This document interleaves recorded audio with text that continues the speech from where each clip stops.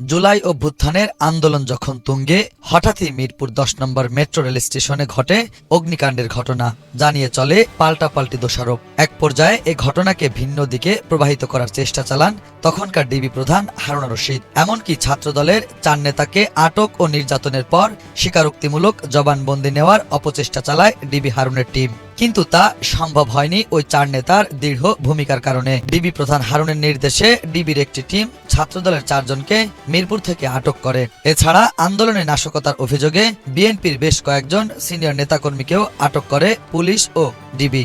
বলা হয়, মেট্রো রেলে হামলার মাস্টারমাইন্ড হিসেবে ছাত্রদলের ওই 4 জনকে গ্রেফতার করা হয়। ডিবি হারুন মিডিয়াকে বলেন, এ ঘটনায় জড়িত 1 নম্বর আসামি আবু হান্নান তালুকদার জানিয়েছেন, বিএনপি নেতা সুলতান সালাউদ্দিন টুকু ও সাইফুল আলম নীরবের নির্দেশে এবং শ্রাবণ ও গণেশ রায়ের মদদে হামলার পরিকল্পনা বাস্তবায়ন করেন তিনি।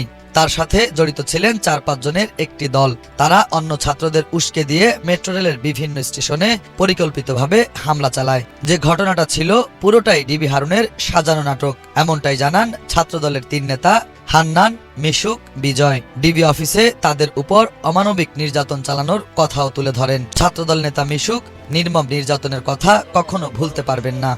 ডিবির হাতে আটকের খবর পরিবারকে জানানোর জন্য বারবার অনুরোধ করেছিলেন বিজয়, কিন্তু দায়িত্বরত ডিবি কর্মকর্তারা সে সুযোগও দেয়নি তাদেরকে।